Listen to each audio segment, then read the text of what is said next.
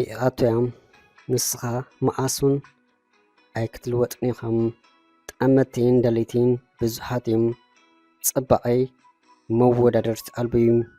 ስሩዕ ቁመና ምስ ተሓራፊ ጸጉሪ ምሽ ኣወዳት ዓውልድ ከይተረፋ ዝቐንኣሉ ሓንን ዘብል መልክዕ ዘለኒ ንስኻ እንታይ ኣለካ ኣይ ካብ ገንዘብ ኣይ ካብ መልክዕ ካብ ኩሉ ዜሮ ኮይኸም ንፍጣርካ መማልእቲ ዓለም እንተዘይኮኑ ኣብ ካልእ ትርጉም የብሉን ኣቕማኻ ግዳዘ ትፈልጥ ጠሪልካ ፈቲይኪ ኣፍቂረካ ክትብል ኣይተሓፍርን ድሕረዛ ሕጂ ኣብ ጥቓይ ከይትቀርብ ምሽ መሊኦም ሓንን ዝብሉለይ ኣወዳት ከለዉ ቤና ኣብዛ ምድሪ እንተንተርፍ ከመን ቁልሕ ኣይመስበልኩኻን ኣንታ ናይ እንዳመን ደፋር ኢኻም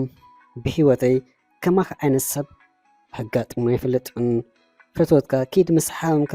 ፈውሲ እንተኾነካ ጣጢካ ተዓጥቕኖ ብምባል ሕልፍ ሓሊፎም ሂዛቶ ዝነበረት ጽማቕ ኣብ ገጹ ዝደፍኣትሉ እሞ ከዓ ኣብ ቅድሚ መሓዙታን ካልኦት ሰባትን እታ ኣብ ሂወቱ ዘይርስዓ መዓልቲ እያ ሽዑ ዝሓርቆ ሕርቃን ውሽጡ ዝተቓጸሎም መግለፂ ኣይርከቦን እዩ ምስ ተደፍኦ ጽማቑ ሰባት ብኣግርሞ ተጠጠዊም ከሳብ ዝዕዘቦ ከይተረድኦም ኣብ ማእኸል ጎደና ነዊሕ ደቓይቕ ዝተጓዓዘም ኣብ ጉዕዝኡ ግና ደጋጊሙ ንከይምለሳ ምስ ነፍሱ ቃሊዓቱን ስምዒቱን ይቋፀር ነበረም ኣብዛ ምድሪ ካብ ዝዓቢ ውርደት ንኣቐትን የለን ንኣቐት ብንኣቐቱኻ ብድዐ ዝተመልኡም ኣብ ጊዜኣ ኣነ ዘይትብል ዕምበባ የላን ጽባቕያ ምስ ጽባቐ ፍየሩ እንተተወዳድሮም ነይራ ብመልክዓ ተመኪሓ ከምዚ ኣይምስበለትንን ይኹን እምበር ጽባቐ ዕምበባ ምስ ጊዜ ረጋፊ ምዃኑ ኣበይ ሞኢላቱ እንዳበለም ምስ ነፍሱ ይዕል ነበረም ድኻ ከዓ ትብለለይ መዓስ ድኻ ክኸውን ኢለ ተፈጢረም መን ምዃኑ ከርእኪ ጽባቐ መፃወቲ ማንም ኮይኑ ኣብ ዝሓፈፈሉ ጊዜ ኣብ ዓለም ዝሓብተምኩ ሰብ ኮይኖም ኣነ ኣብ ናይ ገንዘብ ጋብላ ክሕንብስ ከለኹ ናይ ቀደም ምስልኺ እንዳዘከርኪ ክትነብዒኺ ሽዑ እንተደንጊፀልኪ ክትርእኒኺ ኣብ ዝኾነ ኣጋጣሚ ሕነይ ክፈዲ ሕነይ ዝፈዲ ግና ብምሕራም ወይ ከምዚ ከማኺ ብምውራር ዘይኮኖም ጽኢረ ተለዊጠ ኣብ ናይ ሓብቲ ጫፍ ኣስካላ ምስ ደየብኪ እዚኣ መዓልቲ ኣስሚረላ ኣለኹ ኣይነብእኒ ኣይበሳጭን ድማ እንቋዕ ከም ዘፍቅራ ደጋጊመ ነገርክዋም እቲ ካባይ ዘድሊ ነገር ፈጺመ ኣለኹ ካብ ዘይደለትኒ ንኣይ ዝምልከት ብስንካ ግና ከምዚ ናይ ገልኦም ሂወተይ ኣየበላሹኒ ተስፋ ቆሪፀ መጻኤ ኣይከጽልምትኒ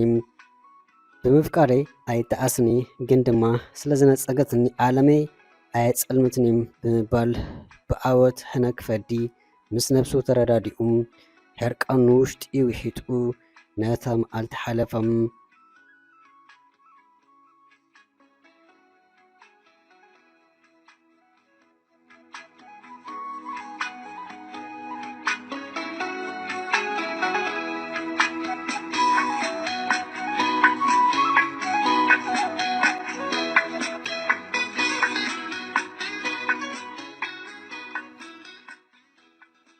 ንጽባሒቱ ኣብ ጽምዋ ቦታ ከይዱ ብኸመይ ኣብ ጫፍ ናይ ሓብቲ ኣስካላ ከም ዝድይብ ክሓስብ ጀመረ ብኸመይ ካብ ባዶ ተበጊሱ ብሕጋይ መንገዲ ክሕፍትን ከም ዘለዎ ደጋጊሙ ሓሰብ ኣሰላሰለም ዝተፈላለየ ኣማራፅታቱን ሓሶበለ ንሰሙን ዝኣክል በይኑ ኮፍ ኢሉ ብዙሕ ነገር ተመራመረሙ ኣብ መወዳእታ ኩሉ ገዲፉ ናብ ኣውብኡ ጆርዲን ክሰርሕ መደበም ተሞክሮ ቃሲሙ ብሕርሻት እወት ይኽእል ኣብ ዝብል መደመርታ ይበፂሑ ሃወብኡ ለጋስ ኣይኮነን እምበር ኣዝዩ ሓብታም ከም ናይ ከብቲ ፀባ ሓዊስካ ዝተፈላለየ ፍሩታታት የፍሪ ሰፊሕ ዝሕረስ ጎልጎልን ኣለዎም ከንዲ ዝኾነ እውን ኩሉ ናይ ከተማ ህይወቱ ገዲፉ ናብ ገጠር ዝኣቶም ሃወብኡ ወሸለ ሰርሓሉ ረኺቡ ሃንጎፋ ኢሉ ተቐቢልዎም ይኹን እምበር ክንደቲ ዝደኽሙ ይኸፍሎ ኣይነበረን ናብራ ካብቲ ዝለመዶ ፍልይ ዝበለካ እንተኾነም ዕላምኡ ስለ ዝረአየ ስኑ ነኺሱ ጥራሕ እዩ ዳርጋ ብጥርሑ ይሰርሕ ዝነበረም እንዳበለውን ከባቢ 2 ዓመት ሰሪሑ ገርም ተሞክሮ ምስ ኣጥረየ ነፍርቂ ነቶም ክሓርሱ ዘይኽእሉ ስድራ ክኣትውን ጀመረም እግረ መንገዱን ጥሪት ኣጥረየ ኮታስ ድሕሪ 2 ዓመት ፍረደ ከምኮኖም ፃዕሩ ኣይከልኦን ግን ብዙሕ ይተርፎ ነበረ ኮይኑን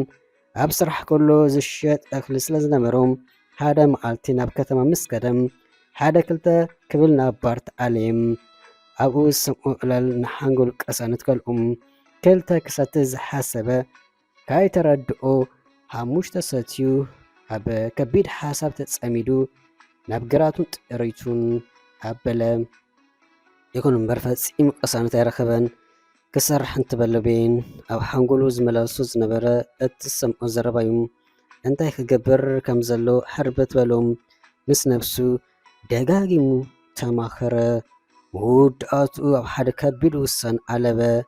ኩሉ ምሉእ ገዲፉ ሃገሩን ዝዓለሉን ንብረት ገዲፉ ክስደድ ካብ መሬት ኣዱ ሃገሩ ኣርሒቑ ክኸይድ ወሰነም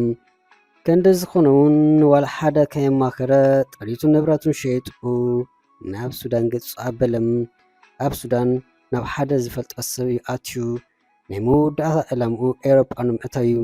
ይኹን እምበር ኣብ ሱዳን ክብገስ እንዳበለ ካብ ሓደ ሰለስተ ግዜ ሕማም ፈፎ ኣበሎም ካብ ሃገሩ እግሩ ዘለዓለላ መዓልትን ኣብቲ ባር ሰምዖ ረገመም ገርም ክሕብትም ዝጀመርኩ ሰብ እንታይ ክገብር ካብታ በረኽቲ ኣዲ ወፃኹ እንዳበለ ደጋጊሙ ነፍሱ ወቐሰም ከባቢ 6 ወርሒ ብሕማም ዝተሰቐየ ኩነታቱ ተማሕሹ ናብ ሊብያ ተበገሰም ናይ ኣጋጣሚ ዋላ ሓደ ዝፈልጦ ሰብ ኣይነበረን ኣብ መንገዲ መስተላለዮም ሰባት እንዳተዋሓደዩ መንገዱ ዝገብር ዝነበረም በረካታት ሱዳን ብናይ ዝፀነት መኪና ሰጊሩ ዶብ ሊብያ ፈንጢሱ ምስ መጓዓዝቱ ሊብያ ምስ በፅሐም በፒሳን ሸውዓተን እንዳመቐሉ በፒክኣብ እንዳፀኣኑ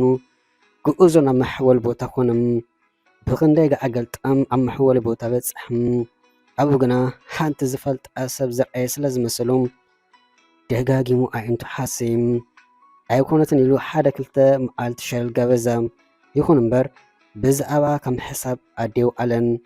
ሓደ ግዜ ግና ፊት ንፊት ምስ ተራኸቡ ነሳ ቀልጢፋ ካብ ቅድሚኡ ክትሓድም ክትብል ሊድያ እንዲህ ሓቀይ ክብል ብኢዳ ከሩ ኣቢሉ ሓዛም ክትዛረብ ኣይተሰምዐትን እታ መንከመይ ትብል ዝነበረት ንግስቲ ጽቡቓት ሊድያ ኣብ ሽዓ በፂሓ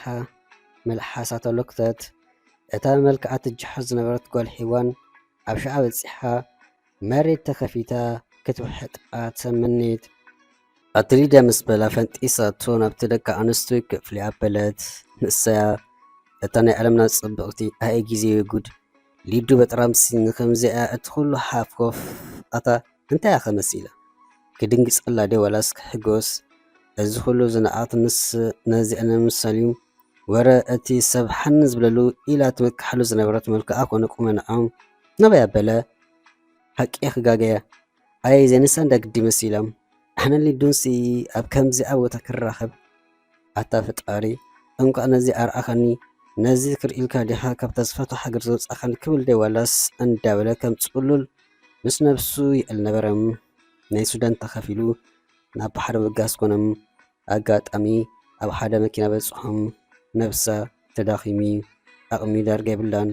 ከም ሰባት ወጋ ክትስቀል ኮነት ክትወርር ኣይትኽእልንም ምስኣ ዝመፁ ብምሉኦም ኣብ ካልእ መኪናዮም ደይቦም ገሊኦም ድማ ስለዚ ሓወሉ ንድሕሪት ተሪፎም ሕጂ ተራኺብኩ ሊድ ይብል ነበረ ብውሽጡ ኣብ ገጹ ጽማቕ ዝደፍአትሉ ኣብ ቅድሚኡ ተገተሮም ኣንስኻ ናብዚ ዓለም እንተተርፍ ከማን ዝበለቱ ኣብ ሓንጎሉ እሙሩጋ ኢላ ተኺሉ ኣኽዶደም ኣግዘንባ ዝዓይነቱ ዓይን ጠመተቱም በዓለ ክትፈልጢ ዝበላይ ዝመስል ገጽ ክኸወይደለይን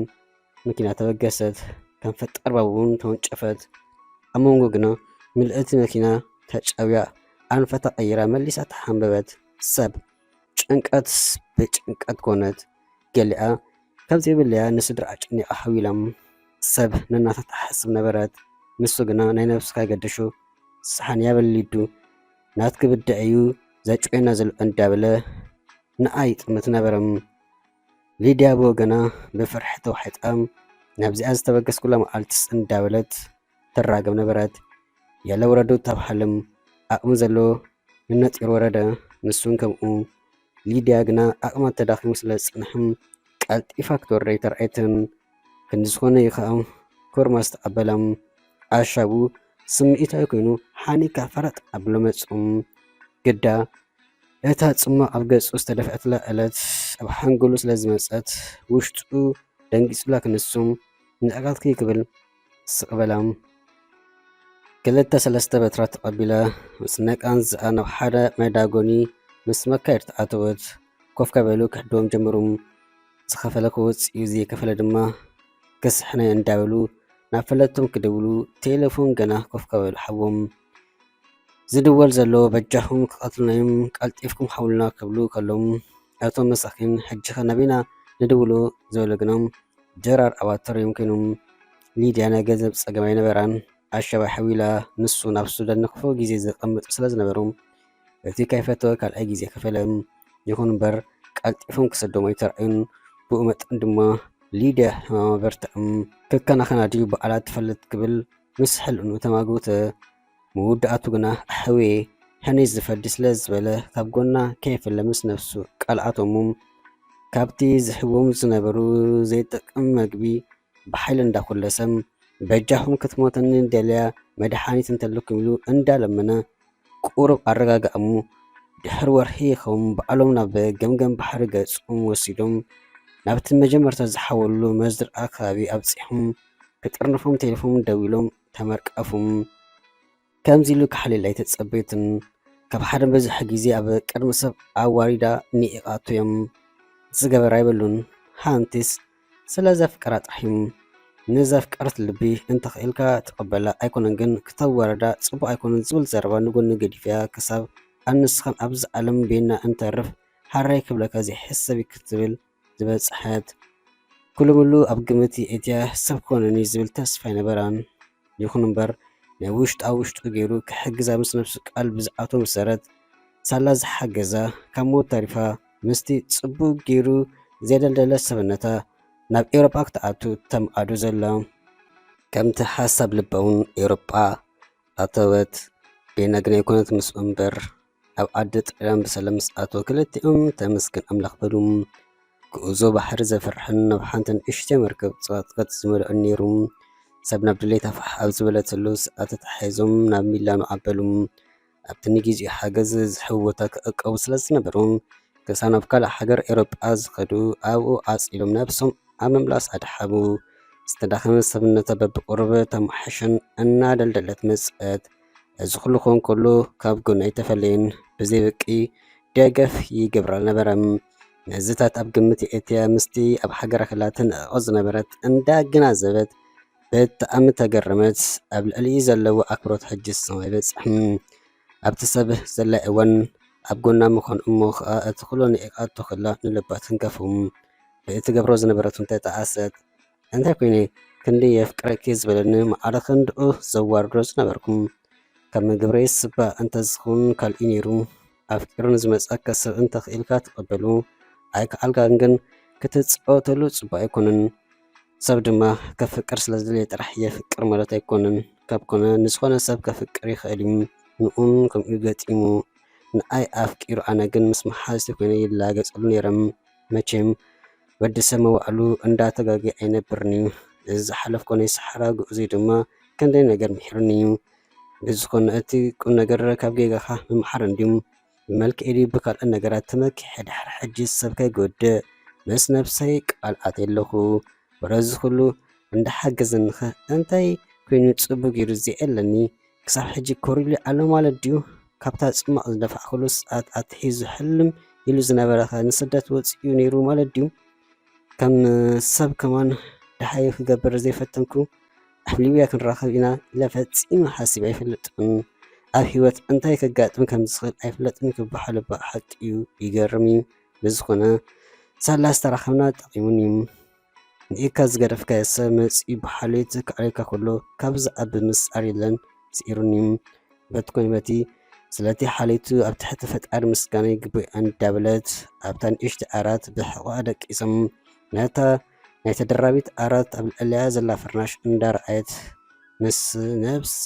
ትዛረብ ዝነበረት ስማዕነ እንዶ ሄኖክ እንታይ ኮንከ ኢኻ እዚ ኩሉ በዲለካ ክንሰይ ሓሊትካ እንዳረኣኻኒ ከለኻ ክትዛረበኒ ፍቃደኛ ዘይኮንኩም ንፅባሒቱ እንዳተመስሐ ተሓቱ ዘለም ክምልሰለይ ተሰምዐን ከምኡ ይሓሽልካዮ ምሽት ዝዛረበካ ኣለኹ ምስ በለቶ ደጊማ ግዳው ሊድያም ከም ሓንቲ ጓል ሃገረይ መጠን ኣብ ግዜ ፀገም እሞ ከዓ ኣብ ስደትን ሊብያን ካልእ ክሕግዘ ክግቡእ እዩ ምሽ ሓደ ግዜ ዝፈትዋ ዝነበርኩ ዝኾነ ዘይፈልጦ ሰውን ከምዚ ንኣኺ ዝገበርኩልክ ምስ ገበርኩሉ ነይሮም ስለዚ ኣይትሰከፊ እንኳዕ ብሰላም ናብቲ ሰብ ዝበፅሖ በፃሕኖም ካብዚ ኢኑ መንገድና ክንገብር ኢኖም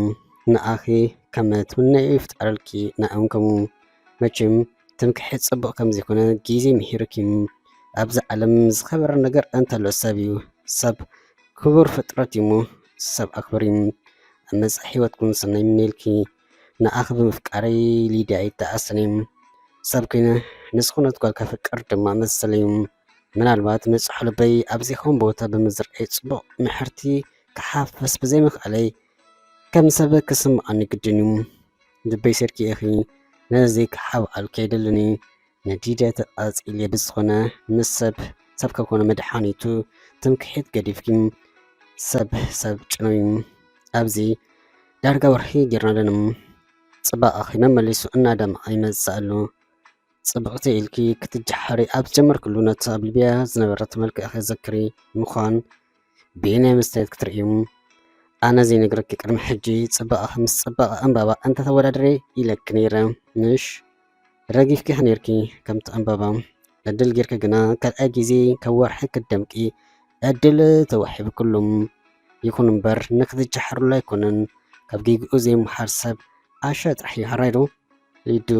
ሕጂ መንገድና ክንገብር ኢኖም ኣነ ብስኸዶ ሃገር ወሲነ ኣለኹ ርክብና ኣብዚ ከበቂ በላ ዓይና እንዳጠመትም ከበቂ ዝብል ዘረባ ምስ ሰምዐት እንታይ ከም ዝኾነት ውሽጣ ክሕመስ ተፈለጥ ከምዛ ብዘይ ክዳን ኣብ በረድ ዝገደፍዋ ከተንፈጥፈጥ ጀመረት ንእለቱ ገፃ ሕዚ ዝበለ ስምዒታት ተፈራረቐ ብኸይ መፃው ኣዒንታውን ንብኣት ቆፀረም ንውሽጢ ክትሕዞ ተቃለሰት ንብኣስ ኢሩ ግዳ ጥብ በለሙ ኣብ መእጉርተ ኣልበም በጃኻ ኣይንፈላለ ዚ ዓይነቱ ኣጠማመታት ትጥምቶ ነበረት ቀሲሉ ዝጀመረ ንብኣት ውሕጅ ክቅየር ግዜ ኣይባኸነን ተፈርሻሕዳም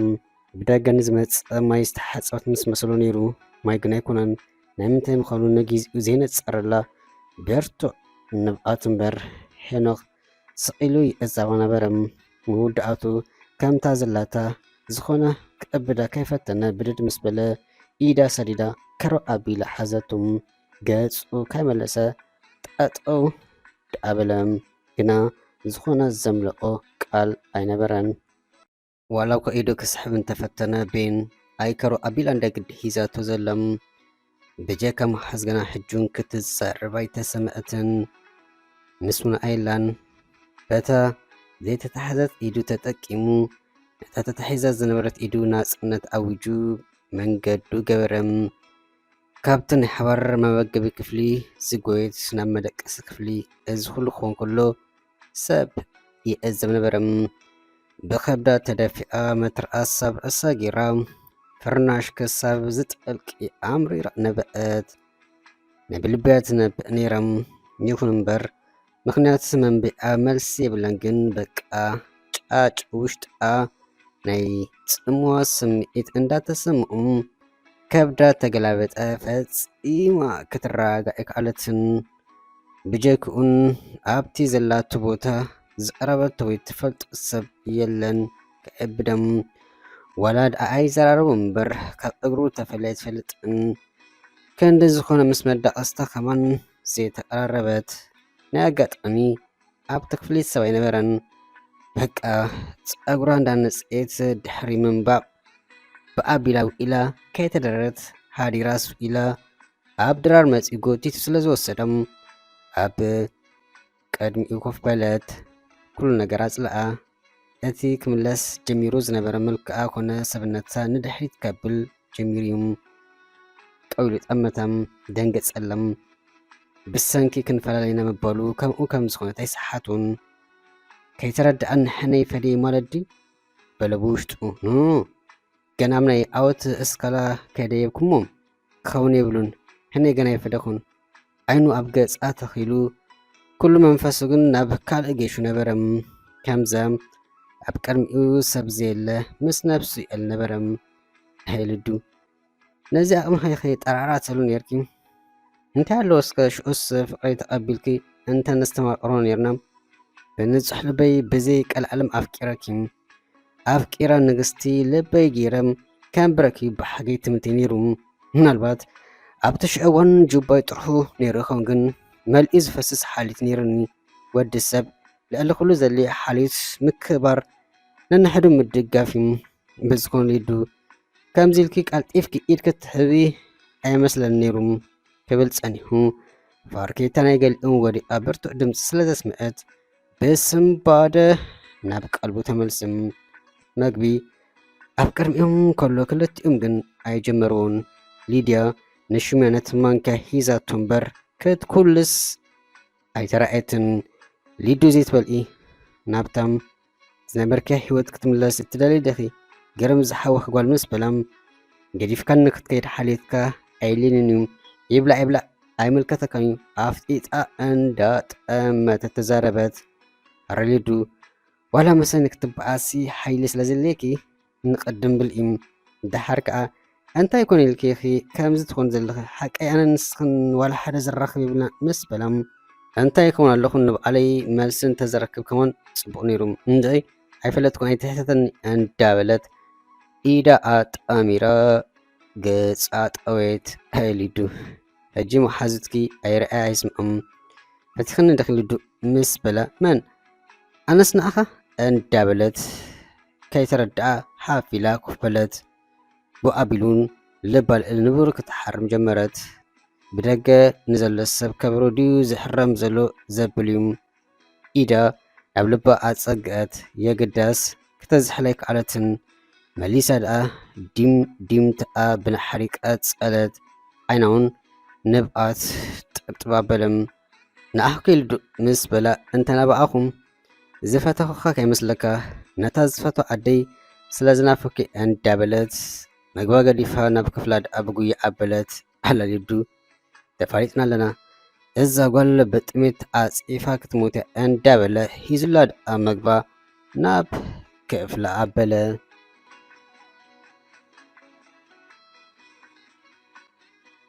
በሊ በላ ድሕሪ 2 መዓልቲ ዝርከቡ ክዳውንቲ ኣብ ጥለን ዝረኽበን ምስ ጠርነፈ ኣብ ሂወትኪ ጽቡቕ ዘበል ይምነየልኪ ነብስኽን ነዚ ትምክሕሉ ጽባቐ ከተኸናኸኒ ኢኺ ንፈላለዩ ሰዓት ኣኽሊልዩ መንገዲ ናብ ሆላንድ እዩ ድሌትኪ ስዊዝ ንምእቶ ምኾኑ ሓቢርክን ነርኪ ሓቀይ ጻዕዳ ይጽናሕኺ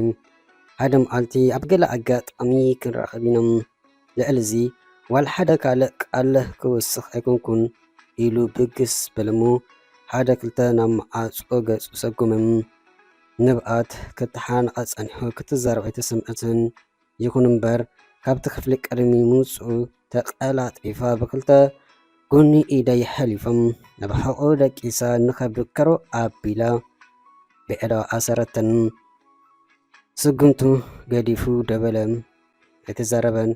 ክንቀሳቐስ እውን ኣይፈተነን ንብኣታ ግዳ ንኽዳኑ ሰጊሩ ሕቖ ኣጠልቂሙ ፍቕፍቕ ኢላ ተነብእ ነበረት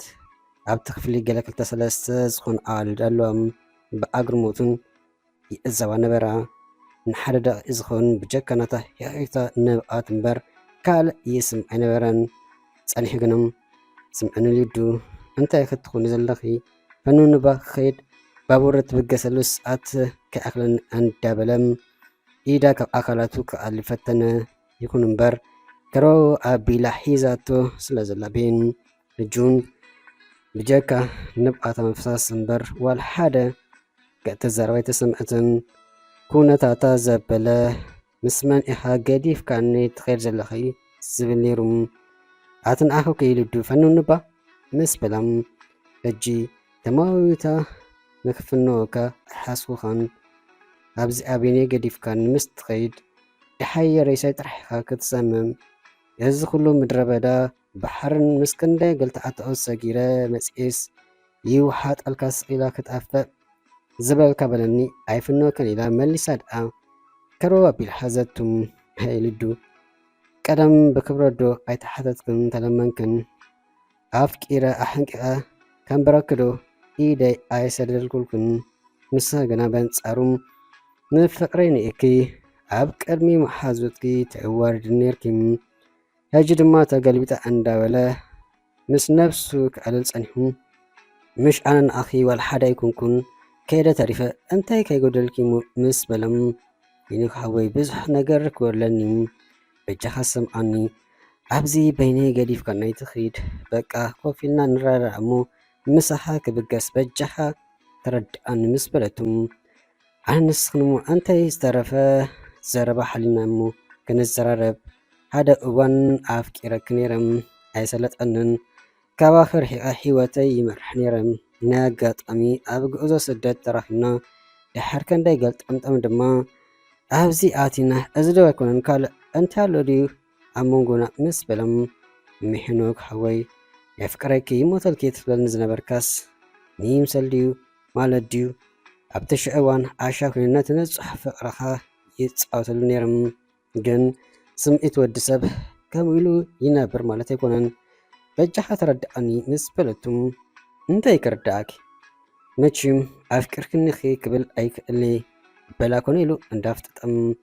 ዝነበርከ ስምዒት ረሲኻ ክንካ ዲኻ ከምኡ ኢልካ ተሓተኒ ዘለኻ ተላገዝ ዲኻ ዘለኻ ይንኽሓወይ ገዲፍካን ኣይትኽድ ማለት እንታይ ማለት ድዩ ይንሓወይ ናባይ ሞ ተጠወኢላ ፈንያ ካብ ሕቑ ተዓልየት እሞ ጥዊ ምስ በለ ዘርባዓ ጸለት ብልቤ ዝብለካ ስለቲ ሽዑ ዝበደልኩኻ ይቕሬታ ግበረለይ ሕሽነቲ ንንጹሕ ፍቕርኻ ገፊኢ ወዩ ሽዑ ዝኸሰርኩ ኣነ እምበር ንስኻ ይኮንካን ኣምላኽ ኣይተፈላለየ ስለ ዝበለናይ ድሕር ክንደይ ኣብ መንገዲ ስደት ዝራኸበናም ኩሉ ሕዋሳተይ ካባኻ ክፍለ ኣይደለን እዩ እንድእ ዝበልካ በለኒ ፈቲካ ኣለኹም ኣብ መንገዲ ዘርአኻን ሓልዮት ንልበይ ተንኪፉን ኣኻ ዝመስል ኣቐዲመ መክሳሪ ዝተጣቕሶ በዓል እዩ ዝፈልጡ ክልተ ግዜ ክገገ ድማ ኣይከፈቅድን እዩ ዝመፀ ይምፃእ ኣይክሰደካኒ ናብ ሕልም ዝበለ ፀድፊ ዋላ እተው ምሳኻ ክኣቱይ መንገደይ ንስዊዝ እኳ እንተነበረ ምሳኻ ናብ ዝኣተኻይ ዓዲ ክኣቱይ ካብ ንጉስ ርኢ ድማ ኣብ መዓልተይ ሂወት ንጥፈታትካ ኣብ ጎንኻ ክስለፍ እዩ ናብራ ዝፀንከረ ይፀንክር ዝርሓው ይርሓው ኣብ ዝሕኑ እዩን ኣብ ሓጎስን ሓዘን ኣብ ጎንኻ ደው ክብል እዩ ንግስቲ ልብኻ ጌርካ ከም ተንብረን እውን ኣይጠራጠርን እዩ ልብኻ ብሰንከይ ቅሒሩ ከም ዘሎ ይስሕቶን እዩ ግን ድማ ንኩሉ ክህስ ድልውቲ ብጣዕሚ ፈቲካ ኣለኹም ኪነዚ ዝብሎ የብለይን ነዚ ረጊስካ እንተኺድካ ግን ኣሻ ኣነ ዘይኮንኩ ንስኻ ኢኻ ብድሕሪኡ ትሰምዖ ድማ ድሓይ ሬሳ ይጣሕዩ ሽዑ መውዓልካ እንዳተቐውዘኻ ክትነብር ኢኻ ንሱ ንኸይኾን ድማ እዚ ሕጂ ዘቕርበልካ ዘለኹ ንጹሕ ሕቶ ፍቕረይ ተቐበለኒ መዓረ ክንደይ ፈቲካ ኣለኹ ዋልነቴን ጎኒ ገዲፍ ኣፍ ኣውፅእ ምዝራበይ መችም ሓደ ምስክር ምስ በለቱ ዓይኑ እንዳጠምተት በለ ሕነይ ብካልእ መንገዲ ክፈድ ዝሓሰብኩ ሰብሲ ስኢርክኒ ይዱ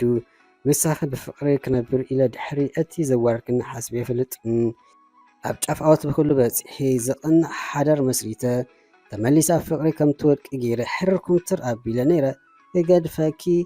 መደብ ሓሳብ ኣይግንም እዚ ክትዛርብር ንፀናሕኺ ንኩሉ ብዜሮ ኣራብሒወሉ ዋላ ደኣ ይድሓር እምበር ስለቲ ዘፍቀርክኒ ብጣዕሚ ዘመስግን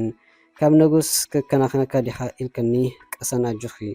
ኣነ ከዓ ልዕሊ ንግስቲ ተኸናኺነ ንሓዋሩ ብሓጎስ ከም ትነብረ ክገብር እዩ ኣነ እውን ብጣዕሚ ዘፍቀረክ እሞ ሕጂ ዘለኪ ንብረዶ ክጥርንፊ ብሓደ ምሳይ ክትብገስ ምስ በላ ብሓዘ ዘይኮንስ ሕጅስ ዘሊላ ብሓጎስ ተጠምጠመቱ